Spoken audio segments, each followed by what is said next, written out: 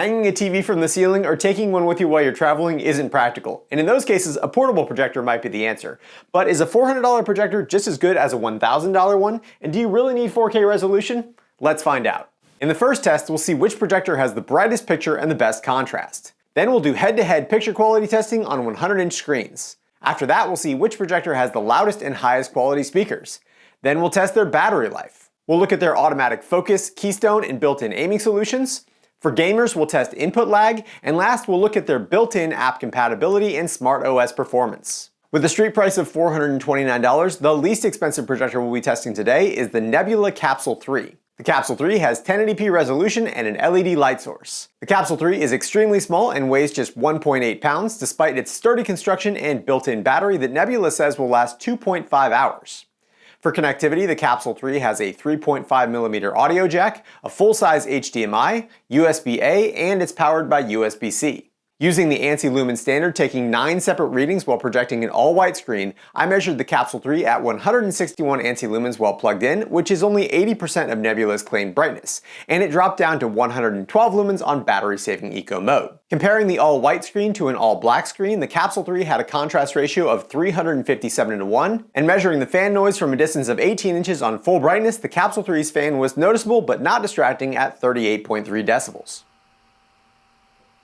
Next, for $449 is the brand new 1080p XGIMI MGO 3, which has been completely redesigned to not only include a built-in aiming solution, but also to be compact and easy to carry. The MGO 3 weighs in at 2.5 pounds, and for connectivity, it has a single USB-C input on its base for power, and a hidden USB-A and HDMI micro port on the side of the main unit. XGIMI claims that the MGO 3 has 450 peak lumens, but I measured about 12% less than that at 394 ANSI lumens on full brightness, and unlike the Capsule 3, the MGO 3 doesn't have a built-in battery, but it can be powered by USB-C using a PD-compatible power bank where it automatically reduces its max brightness to 235 ANSI lumens. The MGO 3's max brightness was 2.5 times brighter than the Capsule 3, but it also had a much higher black floor, resulting in a lower contrast ratio of 287:1, and it also had a louder fan at 44.4 decibels. Next, for $469 is the 1080p Nebula Mars 3 Air, which has a similar form factor to one of my previous favorite projectors, the Nebula Mars 2 Pro. The Mars 3 Air weighs in at 3.7 pounds and has a built-in battery that Nebula claims will last 2.5 hours. For connectivity, the Mars 3 Air has a 3.5mm audio jack, a full-size HDMI port, USB-A, and a barrel jack that uses 19 volts DC for charging. Nebula claims that the Mars 3 Air has a brightness of 400 lumens, and I measured 12% higher than that at 450 ANSI lumens on full brightness and 203 ANSI lumens on battery saver eco mode. The black floor of the Mars 3 Air was slightly lower than the XGIMI, resulting in a contrast ratio of 373:1, and the fan noise was also slightly lower at 42.4 decibels. After that, for $599 is the brand new 1080p BENQ GV50, which, like the GV30 and GV31 before it, has a circular design with a magnetic base to be able to easily aim anywhere you want. The GV50 has all plastic construction and weighs in at a hefty 4.6 pounds and has a built-in battery that BENQ says will last 2.5 hours. For connectivity, the BENQ has a 3.5mm audio jack, USB-A, a full-size HDMI, USB-C with power delivery, and a barrel jack for 19-volt DC charging. The GV50 also has massively upgraded brightness from previous models at a claimed 500 lumens, and I measured 498 ANSI lumens when plugged in and 369 ANSI lumens on battery saver eco mode. The GV50 also had a low black floor, giving it a respectable contrast ratio of 685:1, and the fan noise was the same as the Mars 3 Air at 42.4 decibels. Next, for $649 is the overall pick from last year's portable projector video, the JMGO N1, a 1080p triple laser projector with a built-in gimbal stand for easy aiming in any direction. The N1 weighs in at 4.2 pounds, and for connectivity it has a USB-A port, a full-size HDMI, and a 3.5mm audio jack on the back of the unit, and a 19-volt DC barrel jack for power located on the gimbal base. JMGO claims that the N1 has 800 lumens peak brightness, and in my testing I was able to measure considerably more than that at 870 anti-lumens on laser power 10, and on laser power 1 the N1 can go all the way down to 140 anti-lumens to conserve battery. The N1's black floor was only slightly higher than the GV50, so combined with its high brightness, the N1's contrast ratio was the best yet at an impressive 1047:1. The N1's fan was also completely silent at 33.9 decibels, and the only noise that comes from the projector is a faint whine from the projector's laser light source. After that, for $699 is the 1080p Dangbei Atom, weighing in at just 2.8 pounds, which when combined with its thin, sleek profile would be perfect for sticking in a laptop bag or a backpack. But I'll also be testing it with the optional gimbal stand that you can usually find bundled for around $50 extra. For connectivity, the Atom has a full-size HDMI, USB-A, a 19-volt barrel jack, and a 3.5mm audio jack. Dangbei claims that the Atom can put out 1200 ISO lumens, and I was able to slightly exceed that at 1215 anti-lumens on high brightness mode, but with extremely poor color accuracy and ridiculous fan noise. So realistically, you can expect around 1021 anti-lumens on standard picture mode and laser power 10. Which is still good. And on laser power 0, the power draw drops significantly while still maintaining 297 anti-lumens. The Atom did have the highest black floor yet, but due to its high brightness, it still produced a decent contrast ratio of 590:1. The Atom's fan noise on laser power 7 was very quiet at 39.9 decibels, but it occasionally ramped up when using laser power 10. And as I said, it was unreasonably loud in high performance mode.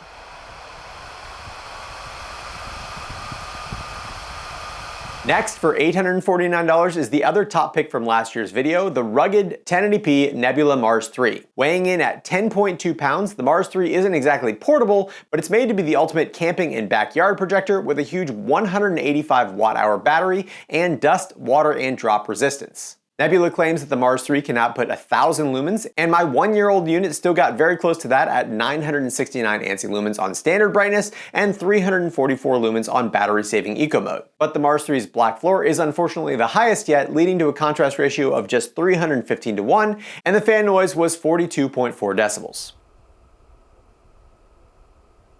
Then for $979, we've got the highly anticipated 4K triple laser LG Cinebeam Q that was announced at CES 2024. The Cinebeam Q has a minimalist, mostly metal design and weighs in at 3.3 pounds. For connectivity, the Cinebeam has a 19-volt DC barrel jack, USB-C supporting power delivery, and a full-size HDMI port. LG claims that the Cinebeam can put out 500 lumens, and in my testing it was slightly higher than that at 535 anti-lumens when plugged into AC power, and when running off a USB-C power bank there was no change, and I couldn't find any way to reduce the brightness to conserve power. The Cinebeam had an impressively low black floor, giving it an excellent contrast ratio at 1115:1, putting it in first place for contrast, but the fan noise was definitely noticeable at 44.4 decibels. And last, the most expensive projector we'll be testing today is the $999 1080p JMGO N1S, which is the updated version of the JMGO N1 with a slightly redesigned gimbal for better aiming. And the N1S comes in slightly heavier at 4.45 pounds, but with the same connectivity with USB-A, a full-size HDMI, and a 19-volt DC barrel connector for power. The N1S also has upgraded brightness at a claimed 900 lumens, and in my testing it slightly exceeded that at 936 anti-lumens on laser power 10, but unlike the N1S can't lower its brightness quite as much and still output 488 anti-lumens on laser power 1. The N1S's black floor was slightly higher than the N1, but that got offset by the higher brightness to produce a nearly identical contrast ratio of 1038:1. And that means that overall the brightest projectors were the Dangbei Atom, Nebula Mars 3, JMGO N1S, and JMGO N1. The projectors with the best contrast were the LG Cinebeam Q, JMGO N1, JMGO N1S, and BENQ GV50, and the quietest projectors were the JMGO N1S, JMGO N1, Nebula Capsule 3, and the Dangbei Atom. Brightness and contrast are major factors in determining picture quality, but tone mapping and color accuracy are also very important. So to judge overall picture quality, I put each projector head-to-head on 100-inch, 1.1 gain white screens in a completely light-controlled room, and I filmed them using manual settings on my Sony a7 IV camera. Starting with the two least expensive projectors, the Nebula Capsule 3 on the left and the XGIMI Mogo 3 on the right. And to be perfectly honest, the 161 lumens max brightness on the Capsule 3 is just not even close to enough for a 100-inch screen, no matter how dark the room is. And bright scenes lacked enough overhead to properly show highlights, and the colors looked flat and lacked any sort of vibrancy. In dark scenes, the raised black floor of the MGO 3 was obvious, but at least you could see what was happening, which couldn't be said for the Capsule 3, which, as I said, is unfortunately really only suitable for a 40 or 50-inch screen, and definitely not 100 inches. So that meant in round 2 it was the Nebula Mars 3 Air on the left and the XGIMI MGO 3 on the right. And despite the Mars 3 Air having higher peak brightness in my testing, in actual content the MGO 3 looked a lot brighter and more vibrant. The Mars 3 Air's black floor and contrast were noticeably better in dark scenes, but the tone mapping on the XGIMI was slightly better and avoided crushing shadow details despite the muddy black level. And this round was mostly a toss-up, but I ultimately decided to move on the XGIMI based on watching some golf, where the XGIMI not only had more vibrant colors, but also looked sharper and had better motion handling. So round 3 had the BENQ GV50 on the left and the XGIMI MGO 3 on the right. And to say that I was impressed by the GV50's picture would be a huge understatement. During bright scenes, the difference in detail in Henry's face and shirt were something that I would expect to see when comparing a 4K projector to a 1080p projector. But both these projectors have the same resolution. And in dark scenes, the BENQ's tone mapping was just as good as the XGIMI, but with a 2 times lower black floor, meaning the same amount of shadow detail was visible in both projectors, but the BENQ avoided those muddy gray-black levels that you can see on the XGIMI. So this round was an easy win for the BENQ. Round 4 then put the 500 lumen BENQ GV50 against the over 800 lumen JMGO N1, and the N1's triple laser light source was noticeably brighter. But in bright and moderately lit scenes, both projectors looked really good. However, in dark scenes, the JMGO's tone mapping absolutely crushed shadow details, which is sometimes hard to show on camera, so here I've boosted the exposure to show just how much detail I could see on the BENQ during my in-person testing. So while I do appreciate the extra brightness of the JMGO N1, I couldn't look past those shadow detail issues, so the BENQ GV50 moves on again. So now in round 5, the BENQ GV50 is on the left, and the brightest projector in this video, the Dangbei Atom, is on the right. And this story was very similar to the previous round, with the Dangbei looking bright and vibrant in bright scenes, but even with the lower overall brightness, the BENQ seemed to be sharper and had more detail, especially in darker areas like Henry's shirt and in Danny's hair. And I'm specifically not judging these portable projectors based on their cinematic D65 white point color accuracy, but the BENQ did a much better job reproducing different skin tones. And in dark scenes, the Atom did a better job than the JMGO when it came to reproducing shadow detail, but at the cost of muddy and gray blacks. And the final nail in the coffin for the Atom was motion handling during 1080p 60Hz content, where I felt like fast motion was ever so slightly choppy compared to the BENQ. So round 6 put the BENQ GV50 on the left and last year's overall picture quality winner, the Nebula Mars 3 on the right. And what this boils down to is that these projectors are not made for the same purpose. The brightness and tone mapping of the Mars 3 make it absolutely ideal for projecting onto imperfect surfaces. And while the black levels are kind of terrible and the image isn't necessarily true to what the director intended, it's generally just easy to watch, and it's almost like extra lighting gets added into every scene. Which again is something that you'll appreciate when you're projecting onto imperfect surfaces with imperfect lighting control. That said, for this test in a dark room, the BENQ was still just about as good as anyone could ask for, with great tone mapping, sharpness, and shadow detail without any muddy gray black levels. So in round 7, the $500 1080p BENQ GV50 on the left goes up against the $950 4K LG Cinebeam Q on the right, which in this pure picture quality test I expected to be no contest. But even though in my test the Cinebeam had higher brightness, a lower black floor, and excellent contrast, none of that showed up in the side-by-side testing. And about the only good thing that I can say is that the color accuracy was much better on the LG than it was on the BENQ. And while shadow detail on the LG was definitely still there, visible by cranking up the exposure, in person it was so dark that I couldn't make out nearly as much detail as I could on the BENQ. And on a 100-inch screen from a 15-foot viewing distance, there was absolutely no difference in clarity between the 1080p and 4K displays. And again, looking at areas like Henry's shirt and beard and the detail in Danny's hair, the GV50 was still a pretty easy pick for me. So in this last round, the BENQ GV50 is on the left and the new JMGO N1S is on the right.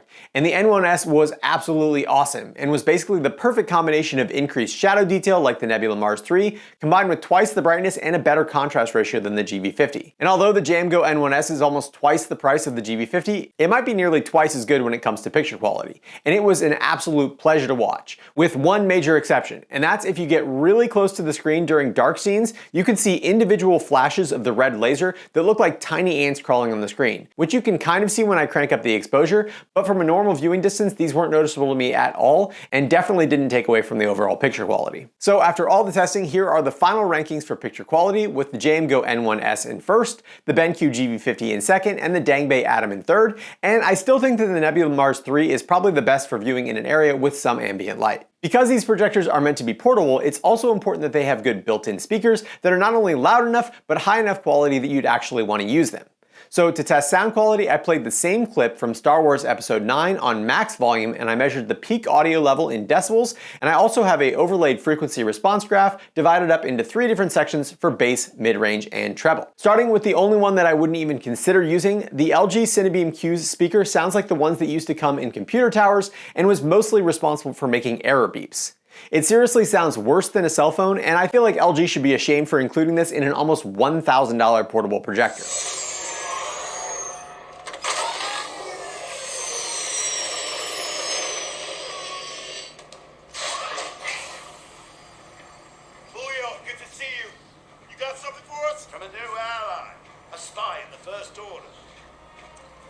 Next are the projectors that have decent overall sound when placed close to your viewing position, but wouldn't fill an entire room with sound.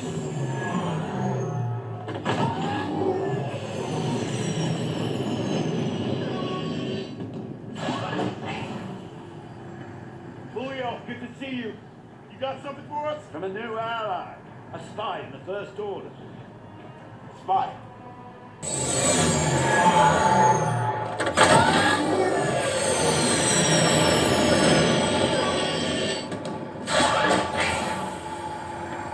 Julio, good to see you. You got something for us? From a new ally, a spy in the First Order. Spy.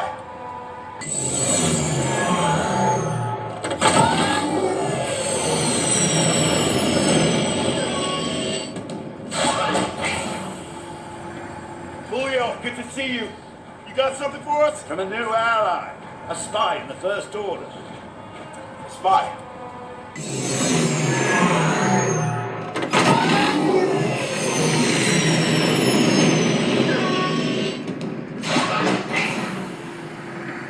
Julio, good to see you. You got something for us? From a new ally, a spy in the First Order. Spy.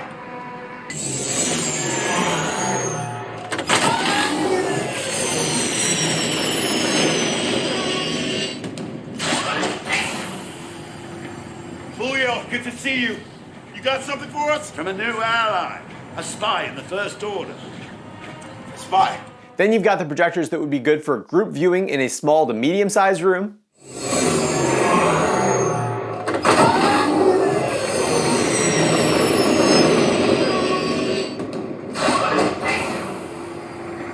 Julio, good to see you. You got something for us? From a new ally, a spy in the First Order. Spy.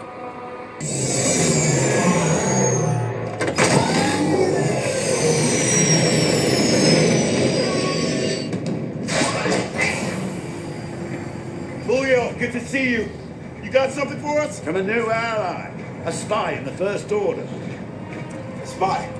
And last, the Mars 3 speakers are extremely loud and sound great and would be perfect for an outdoor movie night without the need for any extra speakers.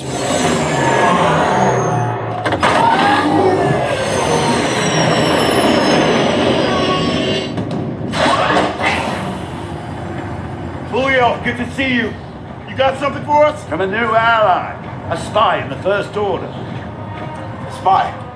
And speaking of outdoor movie nights, all the projectors in this video are able to be battery powered for complete portability, but since their brightness levels are so different, it's a little bit hard to directly compare them. So I'm going to divide them up into 3 groups based on their battery types. First are the projectors with built-in batteries, which are the Nebula Capsule 3, Nebula Mars 3 Air, Nebula Mars 3, and BENQ GV50. And I found that on battery mode, the BENQ had the shortest battery life, outputting 369 lumens for 1 hour and 57 minutes. The Nebula Capsule 3 output 112 lumens for 2 hours and 53 minutes. The Nebula Mars 3 Air output 128 lumens for 3 hours and 23 minutes. And the Nebula Mars 3 put out a respectable 344 lumens for an impressive 5 hours and 4 minutes. And even on max brightness outputting close to 1000 lumens, the Mars 3's battery lasts 1 hour and 58 minutes. The second group of projectors have USB-C inputs and are specifically designed to run off of a power bank, and those are the XGIMI MOGO 3 and the LG Cinebeam Q, which don't have internal batteries.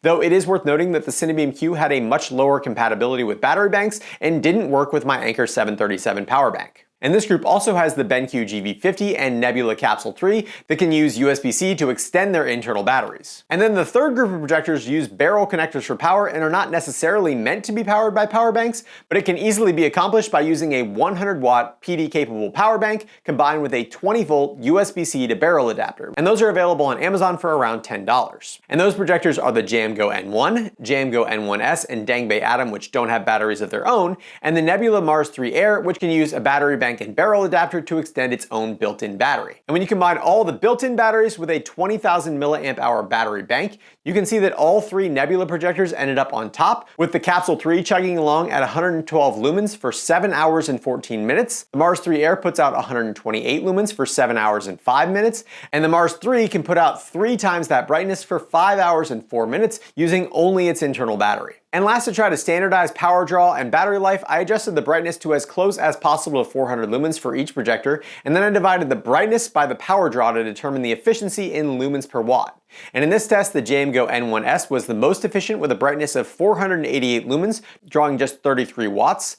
The Dangbei Atom was in second with 451 lumens, drawing 31.3 watts. And the BENQ GV50 was in third with a brightness of 369 lumens, drawing 27.4 watts. As I mentioned before, a surprisingly common use case for these small portable projectors is as a bedroom screen projected onto the ceiling from a nightstand. And in those instances, built-in aiming solutions, automatic Keystone, and motorized focus come in very handy. And of the projectors in this video, the Nebula Capsule 3, Nebula Mars 3, Nebula Mars 3 Air, and Dangbei Atom are the only ones that don't have a built-in aiming solution. But as I mentioned earlier, the Dangbei does have a purpose-built gimbal stand that you can usually find bundled with the Atom for around $50 extra. And the Capsule 3 is light enough that you can use a small plastic tripod for ceiling aiming. And the Nebula's keystoning options do work well on the ceiling, though I still don't think that 161 lumens is bright enough for a room with any ambient light at all. Of the built-in aiming solutions, LG's is the most rudimentary, with a metal handle that rotates around to allow you to tilt the entire projector up towards a wall or towards the ceiling if you spin it all the way around to the back. But since all the ventilation comes out of the back of the LG, I'd be worried about overheating if you project at an angle that's too steep. The keystoning process on the LG was also the worst of all the projectors in this video, and when using 4-point corner correction, the Cinebeam Q quickly reaches the end of its adjustment range. And I just can't comprehend why a digital correction has an end to its adjustment range, but that's what they've decided to do. The other absolutely mind-boggling decision was that instead of using a Bluetooth remote like every other portable projector on the market, LG stuck with 40-year-old infrared technology, and they put the single infrared receiver on the back of the projector, meaning if the projector is behind you, you can't control it. And if you point the Cinebeam towards the ceiling, the receiver gets aimed at the table and you literally can't control the projector. XGIMI also seems to have been worried about the possibility of the ventilation system getting blocked, and as a result they designed the MOGO 3 with a rubber bumper on the side that prevents you from choosing an angle that would block the fans in the back of the unit. Even still, I was able to get the MOGO 3 more or less projected directly above my head, and the auto keystone did work, though it didn't position the screen exactly where I would have chosen it. So I adjusted the corners using the manual keystone option, which worked great. However, you can see that because of the XGIMI's raised black floor, you can definitely still see the outline of the non-keystone image projected on the ceiling, which may or may not bother you. When aiming the JMGO N1 and N1S, they have the same range of motion and are easily positioned by rotating and tilting the projector using the gimbal. And as I mentioned earlier, the N1S does seem to have a slightly redesigned gimbal that's easier to aim and keep in the right position without having to mess with the side tension screws like the old N1. Neither the N1 or N1S was able to nail the auto keystone in this position,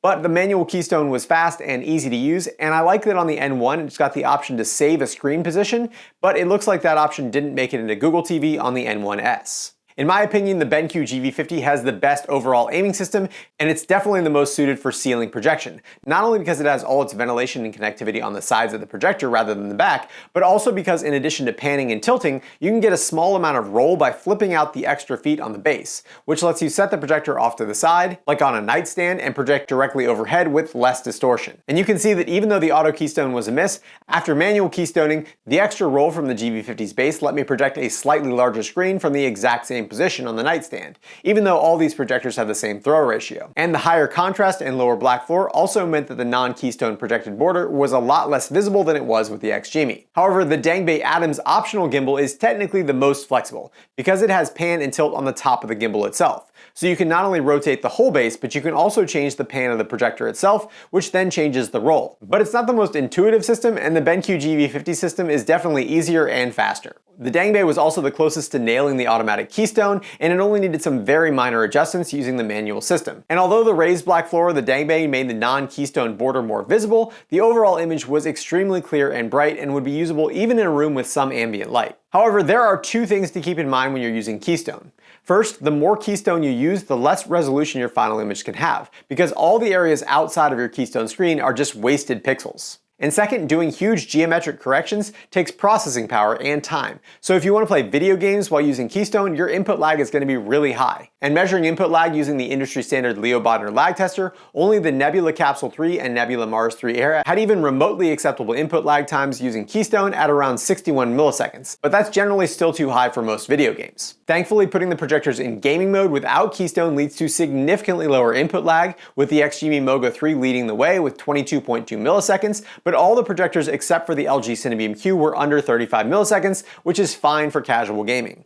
And yes, I did turn on the low latency gaming optimization on the LG, and I tried 3 different resolutions and refresh rates, and the best I could do was 64.4 milliseconds, which is generally not going to be good for gaming. Last, one huge step forward that almost all smart projectors have made this year is the move from Android 11, like the Nebula Mars 3 and JMGO N1, over to Google TV, which not only increases the compatibility with apps like Netflix and Disney+, but it also helps ensure that those apps will continue to receive updates and be supported. To test compatibility, I logged in and streamed from the 4 apps that usually cause the most issues, and that's Netflix, Disney+, YouTube TV, and Hulu, and I also tested iOS mirroring, Android mirroring, and casting. And what I found was that all the Google TV projectors supported Netflix, Disney+, Hulu, and YouTube TV, as well as Android mirroring and casting from any device, but they relied on vendor-installed apps for iOS mirroring. The Nebula Mars 3 also enables iOS screen sharing, but Android 11 doesn't support Netflix, so neither the Mars 3 nor the JMGO N1 have a native Netflix app. Though Nebula does have a workaround using the mobile version of the app and mouse mode on the remote, but it is not ideal. However, the worst compatibility by a significant margin was from WebOS on the LG Cinebeam, which doesn't have Android mirroring, which is mildly forgivable,